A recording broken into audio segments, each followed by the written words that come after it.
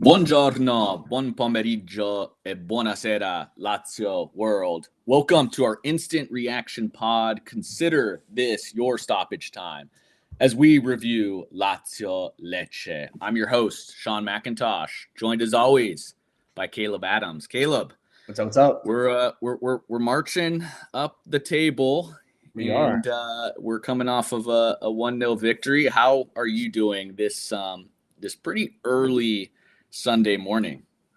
I'm doing good. I'm glad to wake up and for a good reason and a good result. The worst is waking up this early and just having a bad game. So it was worth the effort. It was. I've got my cappuccino.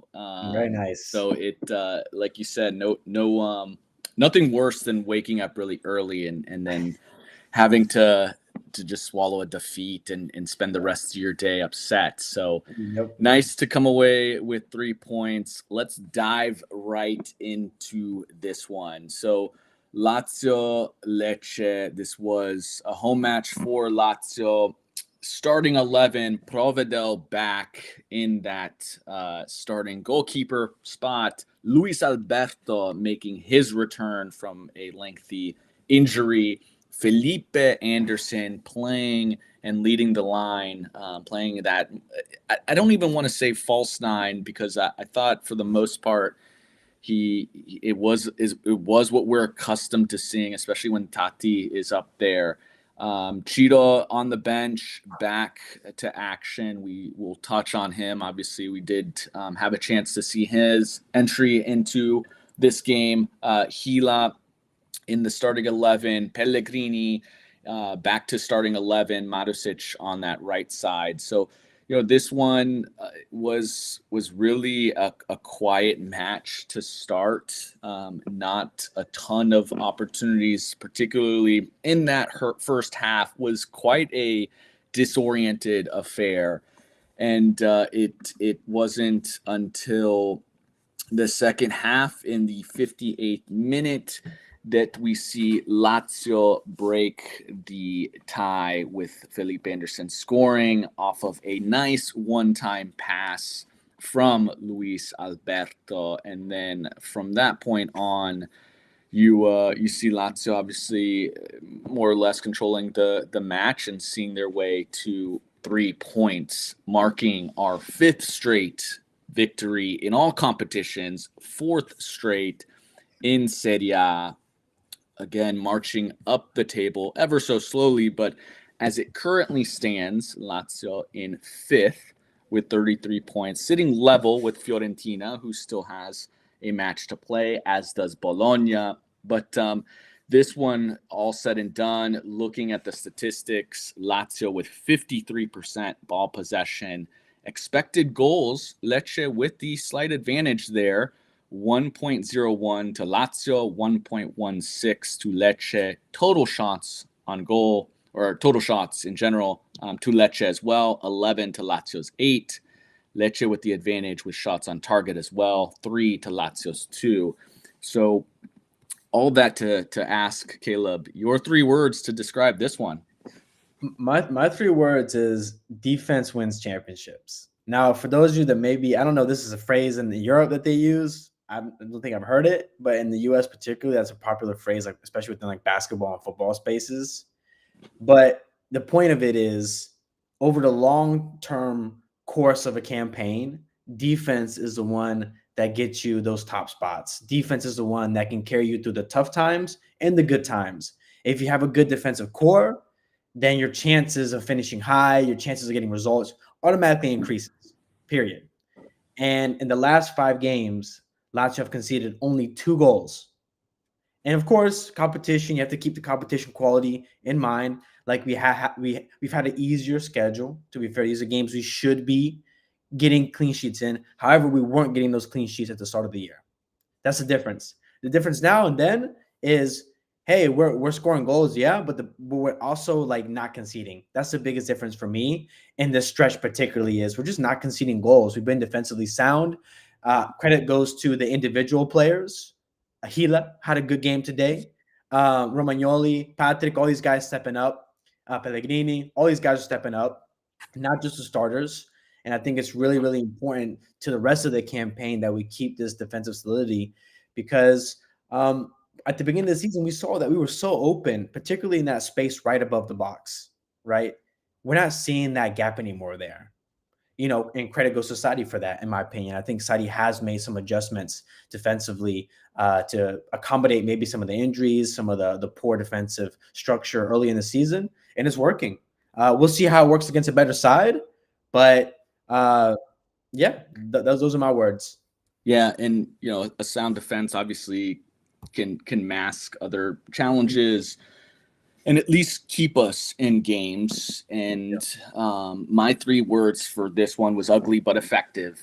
We talked about in past episodes where we've had a Juve-like performance. This was another Allegri Juve type of performance where if I'm a neutral or even more so if I'm a Napoli fan or a Bologna fan or Fiorentina that's tuned into this one, obviously with an eye and hope that Lazio drops points in this competition for top 4. I come out of this one really frustrated because Lazio gave an opportunity for a side like Lecce to not only be in this one, but have an opportunity to steal points. And, as somebody that's watched many, many Juve matches, hoping for them to drop, coming out of many of those frustrated because, Juve very clinical or taking advantage of their one opportunity and then seeing a match out for all 3 points. And this was one of those where if you want to be taken serious and you want to qualify for Champions League, you've got to win the ugly matches. You've got to win the matches against sides like Lecce, even when you're not the better side or even when you're at your best. And this was one where we did I don't want to say a lot wrong, but we didn't do a ton right when we had the ball. And so that defensive soundness really is the reason why we won. And I think about just the passing. There was such a disconnect. The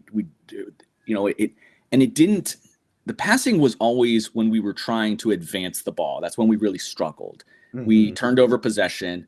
We made it really easy for Lecce to have more and more opportunities and feel like they were in the game. And that just put pressure on our defense. So, even bigger praise for the defense, because they were forced to just constantly be on because our attack wasn't on and it was turning over the ball in such silly areas.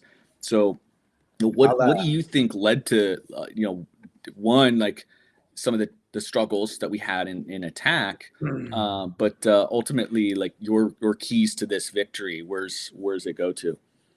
I like that you mentioned that some of those passes kind of had forced a defense to surprise defend. There were instances, even players like Rovella made some like poor passes in the back that led to immediately the defense having to be on guard alert. And they were, and that's a huge kudos to them because like you said, I like what you said about it masks other issues, which is not, you don't want to have those other issues, but there are going to be times when those issues do arise. There are going to be times where in this game, you not really connecting on offense and like your defense has to step up, and they did. For this match, I think it was a bit. Oh man, it's difficult to really put a note on it because I actually think that we built up pretty well to get to the final third, and I do think that we'll go more into the Bologna later. I do think that certain players hurt in that build up that really led to sort of that disconnect. But honestly, we've seen a bit of disconnect, I think, all year long. Like there are maybe 3 games that I felt that, wow, we look in sync. It's just been like that all season. And I think it just has to do with all these new players still gelling, like that chemistry. Some teams and some players just gel like that, right? And in some cases, it takes a whole season together, right? Maybe next season these guys just start clicking and we're cooking. And sometimes it just doesn't click at all, right? That's still to be determined, but I think it's still a matter of constant shifting of midfield, constant shifting of personnel, whether it's tactical or because of injuries.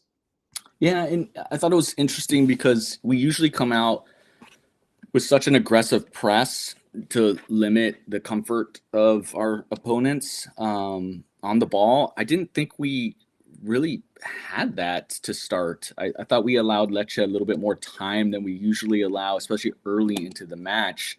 And then again, it just, I don't know. Obviously today was a little bit different, so I could forecast maybe not necessarily having the most smooth, fluid attack because you've got Felipe, who hasn't played in that position since last season. So you're obviously different there. Luis Alberto, who has been out, back into the lineup. And so you've got some changes. Immediately, we've got a change early in the match with Patrick being injured. So 24th minute, you've got Patrick having to come on, not an anticipated substitution that you hope to make, certainly not tactical. So Romagnoli coming into this match shifts Gila to that right center back position. And Patrick has done so well, particularly in his ball distribution. And so I thought that was a loss for us. But you mentioned even Rovella, and we'll talk about our man of the match and Pidone, but Rovella, who another one of those games where he is just all over the place. But one of those areas where, in order for him to take that next step, and I'm talking, my expectations from him and a player that I see is world class. That's where I see him, his potential being absolutely a world class player. But it's really some of that incisive passing from him, and being able to just be a fraction quicker in his decision making to just break the lines and be a little bit more aggressive when he has the ball. Right now he is an elite ball tackler. He's got an engine. He and Guendouzi just can fly up and down a pitch, and he generally makes smart passes. But I just want to see him be able to immediately receive a ball and just send some of our attackers. And I think that's the one thing he's got to develop in, because we are very, very slow when we have the ball at our feet, and it just makes it really easy for opponents to defend. So let's talk about some of our top performers today. Who did you have as your man of the match? I would say no one had there are a few that I think had excellent games. But one of them, I thought Felipe was really good today. And in terms of sharpness, he seemed really sharp today compared to a lot of the other teammates that he had. I also feel that we've seen his best performances in the past year at that striker position. Like, it seems that he's much more effective. He looks more comfortable in the striker role than does winger role. It's weird, but I thought that some of his distribution was really good. Like, his hold up play was really good. Every time he get the ball, he was relaxed. Play someone through, play another person, combine quickly. He, of course, scored the goal, and that sort of solidified it for me. But even up until that point, I was like, wow, Felipe's having a really good game right now, considering all the circumstances of coming in, having to just do a quick cover for the striker position. Came in, looked completely comfortable. I didn't feel like we were really missing anything up top in that position. But that was mine. And I think some other good notable shout outs are, I think Zaccagni had a pretty decent game. Rovella had a great game. I agree as well. Rovella had a great game, despite some things here and there, a couple mistakes, but everyone had that. But I want to give a shout out to Alberto too. I thought Alberto had a pretty clean game as well. I think, of course, he provided the assist, but I thought he was pretty sharp as well coming in, considering, again, the circumstances of him not playing in a while, a little rusty, maybe perhaps. He was pretty good. So for me, it was Felipe. Yeah, I had Felipe Anderson as well. Obviously, comes away with the goal in this one, does a very nice job, but partly giving him his kudos for coming into a role that he hasn't necessarily played since last year. And so while he certainly thrived in it last season, it's been a bit of time since he's had to play that position. And so it always takes a bit of adjustment, but I think he was all over the place. And he did well to make sure he was creating space for the rest of his teammates. He tracked back, that didn't change despite him playing that number 9. And I thought he was lively, energetic. So I loved what I saw from him. I'm glad you mentioned Luis Alberto because I really liked what I saw from him, particularly on the defensive side. Yeah, yeah, He, he was really good. again, something that we hadn't seen in the first five, Yeah, 6 years with Lazio. And I mean, he was tracking back, making tackles, obviously comes away with a very nice assist. And that's when Luis is at his best, right? And especially just a nice, right? We talk about the lack of decisiveness yeah, and how we maybe take a little bit too much time on a ball and it just allows the defense to close everything up. I mean, that was a one-time ball and yeah. it was fantastic work on that. And so, Mhm. it just very happy with his performance. Obviously needs to hopefully contribute a little bit more, in from an attacking phase and helping maybe slow some things down or calm us down, and then again just attack with a little bit more decisiveness. And then a big shout out to Gila. I mean, it wasn't necessarily his best game, but he came up with Yeah, a couple big tackles. I he's mean, great. right off 93rd minute, here we are in a phase where we're hoping to close this out, and many times we've been caught. And 93rd minute, he's got a big tackle in the box and Yeah. wins the ball and charges upfield, which I've just come to love from him. And so, it was his first time too playing with Romagnoli. So I just think that I was really interested to see how those two would pair together, particularly with it being something that neither was prepared for. And then he's shifting over to play that right central uh, back position in a position he hasn't really played. Mhm. He's generally on that left side of Patrick. So big kudos to that. Absolutely. And nobody was. We'll shift over to Bidone. I didn't think anybody was kind of absolutely egregious. We've seen matches in which one or two were directly responsible for losses that have been frustrating. I think if I'm issuing out a bidone, maybe a little bit unfair because this player didn't have a second half to redeem himself. I thought Mhm. Isaacson was quite poor, Mhm. and it just he was loose with the ball. I mean, and I want to be fair because I want to see more of our players put their head down and attack. And so I Yeah. love that. That's what Isaacson brings. There was a couple times where I just thought he maybe tried to do that a little bit too much, lost the ball, and he just wasn't his normal self. And it's honestly, it's been a couple of matches, so I don't know if this injury is lurking that's causing him to not play at the level that we've seen. But today was definitely a poor one from him. What Yeah. did you think of his performance, and then who did you peg as your bidone? Yeah, it's a shame too because I actually think everything that we were creating was coming from his side. Like he had that wonderful ball in the 12th minute to Alberto, where he received it and kind of like dinked it up to him. Alberto couldn't really do anything with it, but I was like, oh wow, unfortunately that sort of precision didn't continue throughout the match, right? Like he had an opportunity, he got the ball wide, maybe like maybe 5 6 minutes later, I'm not sure exactly, and then Felipe was running across his defender to the near post. Isaacson could have like it wasn't a relatively difficult pass to do.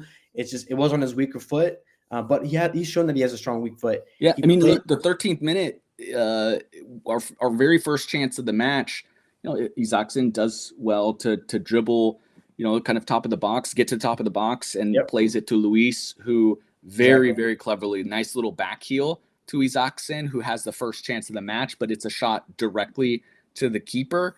yeah, Again, some of these things where let's kind of score right away. Let's be a little bit more clinical, and he failed to do so. And I wouldn't generally kill anybody because many of our players, they're not finishing chances. But hmm again, then it all kind of went downhill to your point from there, where we didn't really see and it is largely, I will admit, like unfair because he didn't have a second half to kind of revive himself. And I thought the Yeah. play in general was poor from a lot of people Yeah. in the first half. But did you have anybody? Who else did you have in that mix? Because I do see a comment from Irfan, which I would agree with here on YouTube, who throws out Pedro, who had a pretty poor performance.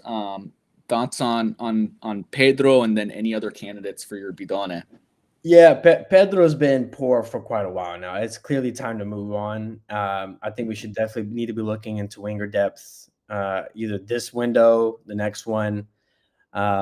He's a shadow of himself, and he had some really bad decisions where near the end of the game there were some moments where he could have just switched the ball to save time, did some unnecessary things. But I also want to, and I hate to say his name because he's been one of our best players, if not our best midfielder. But I thought Guendouzi was pretty non-existent today. I think that even when he did have the ball, even when he did show up, he was just it. He gave it away. Like nothing was clicking for him today. So I thought Guendouzi had one of his poorer games for us since his arrival. And it happens. He's been excellent for us otherwise, but I thought Guendouzi was pretty poor today. And I think part of the reason why our offense was not clicking because Ravel's not making those passes in behind. It's normally Guendouzi that's been doing that lately.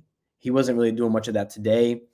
And I mentioned the press. So on Guendouzi, and I mentioned, we're typically flying with such a strong press on our opposition when they have the ball. And the number one person I generally notice when we're pressing as tight as we are is Guendouzi, who's flying up the pitch. So without doing that, it really left him in a match where you didn't see a ton of positive. I mean, even 43rd minute, there was a dangerous pass from Provedel to Guendouzi, but I would attribute some of the responsibility for this dangerous play, this turnover, to some of it to Guendouzi because while he was marked, he turns when he has the ball. He just wasn't aware that there was another player there marking him. So he was definitely sloppy, and it's not your usual match that you see from him. So I think that's definitely a good call for Guendouzi. Mm-hmm.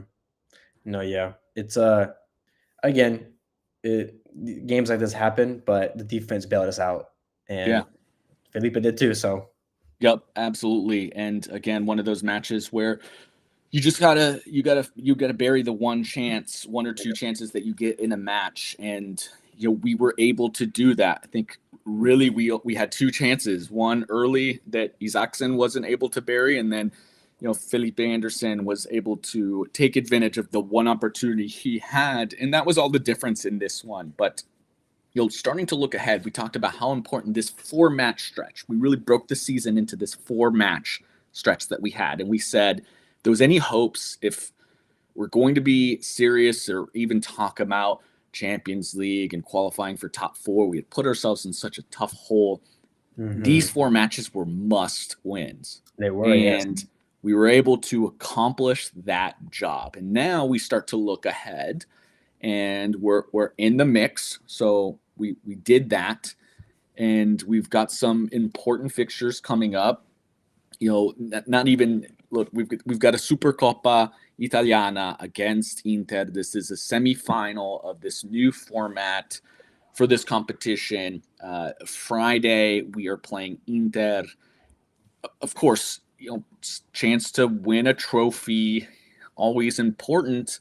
But we really start to look ahead at our Serie A matches. And first up, we've got Napoli, who just came up big in the late stages of stoppage time to beat a Salernitana side who's caught a few teams sleeping this year. But big one for Napoli. But in that match, they lose Kvaratskhelia, who picks up and accumulates his yellow cards to see him suspended for the match against Lazio. Osimhen playing in AFCON, but doing ourselves a massive disservice today because we lose all advantage we may have had with Zaccagni picking up an early yellow today, and then Ciro Immobile, our beloved Ciro Immobile, losing his head a little bit in the late stages of today's match, picking up a very unnecessary yellow while he's kind of pushing, taunting the keeper. Well, the Picks main up thing, I think the main thing was as the keeper was getting up with the ball, Immobile off of coming up, drags him back and pulls him back, obviously to time waste. And I think that was the main one. I think that's what he got the yellow for. But yeah, and it's completely unnecessary in a match like this. So sees Ciro Immobile suspended, and what makes this all the more difficult because you never want to see those two out anyways. We've been a side that has been able to manage without Ciro, but Tati Castellanos didn't play today because he is injured. And do we know the injury? What do we know what the injury is? I think it was I want to say it was a calf strain. So it I don't know what the timetable is. Let's hope that by the time we are playing Napoli, which isn't for 2 weeks, so January 28th, let's hope that he is healthy and recovered for that one, because as it stands today, we don't have Tati, we don't have Zaccagni, we don't have Ciro, and we talked about Pedro's poor performance, and that puts us in a position where, I mean, Pedro has to start as it is today. Isaacson, who again has not been fit, coming off injury, and played maybe his worst match of the season today, it leaves us with a lot of concern, and it really only leaves us with Felipe Anderson as the one player we can trust. But Felipe can only play one position at a time. So hey, hold up. Can this be the game that we can finally utilize Kamada's versatility? Because he has played winger a lot, actually. He's played winger quite a lot, both at Frankfurt, also in Japan. He's played a bit of second striker winger position there. Is this an opportunity then for Kamada to come in as a winger and fill that role and have a Kamada? We talked about not playing quick enough. Kamada, despite his poor performances this year, despite him being a bit disappointing, is really quick off the ball. Like, he's a very much touch and go guy. Could we maybe see Kamada line up on the wing? I love the thought, and he is a player that is still on our roster. So we need to find some use for him, and no better time than now. I think a great shout is the fact that he had his best performance of the season against Napoli. And what a better way to reintroduce yourself as a player for this side against Napoli once more in a time of absolute need. So yeah, let's dive into maybe what that starting 11 could or should look like. What's yours for this one? For me, I'm going with Felipe up top, of course, assuming Tati's still hurt. Isaacson, right wing. I'm going to also go, and also something to keep worth noting. I believe Isaacson actually had an appearance against Napoli. Correct me if I'm wrong. And I thought he was pretty decent. Anyway, it doesn't matter. Kamada left wing. I'm starting Kamada left wing. And in midfield, Rovella, of course, Guendouzi, Alberto.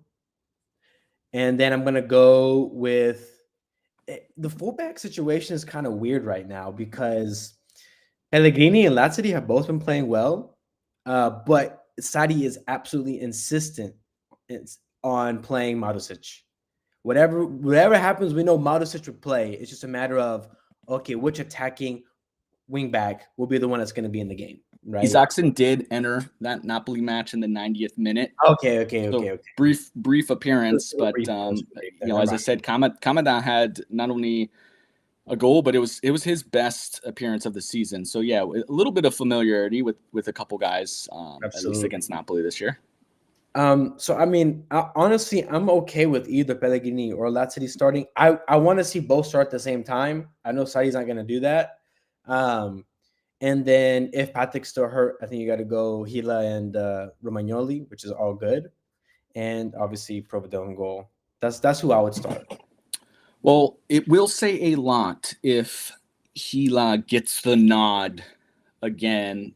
Should Patrick be injured, I think it spells something disappointing for Casale, who again was Romagnoli's Wait, partner. he's still on the roster? So I will be curious to see what direction we go on that front. But I think, given how I'm glad you mentioned Kamada, I think I would like to see that, because Pedro hasn't given us a ton lately. He had some moments this season. At this stage of his career, he's best reserved off of the bench as a super sub, and we haven't seen, no disrespect, a ton super from him lately.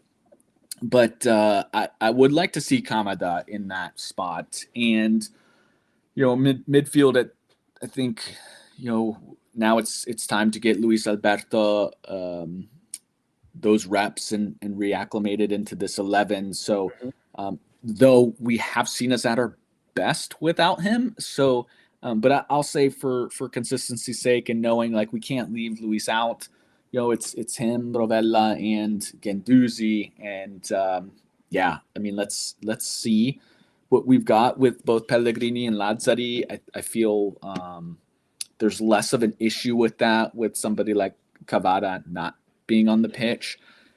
And we've obviously need to go for this. We haven't fared supremely well against Napoli in the past, but this season we did have our best performance against them, and they aren't the same Napoli as we are accustomed to. We just have to hope that this Salernitana result doesn't wake them up too much. So Yeah. it's a big one. And right after that, we've got Atalanta. So back-to-back matches that are against tough opponents. So I think now we will see what type of a Lazio we have. I think we will really, these two matches, because we accomplished what we needed to, and that was the bare minimum. While it was difficult, and it's regardless of opponent, winning 4 straight, it's hard in this league. So we were able to accomplish, but all that did was put us back in the race. And now we've got 2 good sides that we've got to play our best. And I think we'll be able to know coming out of these 2 whether or not we are a serious side in contention for top 4. So yeah. So what are you looking to see from these 2? Give me your real quick predictions. Oh boy. And your expectations out of these. Oh boy, we're talking a lot. We're talking Inter and Napoli, right? So let's throw away the Inter match. I don't know. Okay. We'll certainly cover it. We'll be here to chat about it. But let's I think this that Supercoppa is just it's a plus. It's if we can get a trophy, as I said, fantastic. We will celebrate. We'll be happy. But we've said our focus needs to be qualifying for Champions League. So let's talk about this next 2, the Napoli and Atalanta. What is your predictions? What do you expect out of these 2 matches? I'm expecting I'm expecting another gritty 1-0 win from us against Napoli. I honestly don't know where the goal will come from in this game. Hasn't that been the moral of the story all season long? Like, where is the goal going to come from? But even more so when we've got so many players that are going to be out of this one. Yeah, on both sides. My money's on Vecino. I could very easily see a 0-0 draw. I could very easily see that happening. I'm actually going to change my prediction. I'm going to go I'm going to go 1-0 us.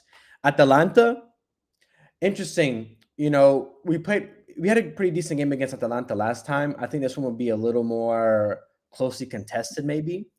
And I'm going to go with a 1-1 draw against Atalanta. So similar predictions. So I would hope for a victory against Napoli, though I do feel less confident giving the yellow cards today. And then Atalanta is always a tight one. I mean, we were able to beat them in our first one this year, 3-2, but we didn't make it easy on ourselves by any stretch. So that one's always hotly contested. I'd expect that one to finish at a draw, and I would be very, very happy coming out of these two with 4 points. So, Yeah. Big important games continue to be in the race and in the mix for a trophy and some silverware this year. I mean, we are still in every competition that we are playing in. So we continue to progress in Champions League. Obviously, haven't even made note of the fact that we've got Bayern February 14th. Not a ton of expectations from that, but we are in it and we are still playing Coppa Italia semifinals and then Supercoppa Italiana. So 2024, it's continues to be a positive one to start. So let's hope we keep this thing moving along. Let us know. Drop some comments. Let us know. Give us some feedback. Who do you want to see in the starting 11, given some of the players that are missing? Who would you play up top? Who would you play across the 3 forward positions? And what's your predictions for this Napoli match? Let us know. Follow us on social media. We are on TikTok, Instagram, Twitter, X, whatever you want to call it these days. Please, if you enjoy this, or even if you don't, subscribe to our YouTube channel and give us a shout on our audio platforms as well. But win, lose, or draw, sempre forza Lazio.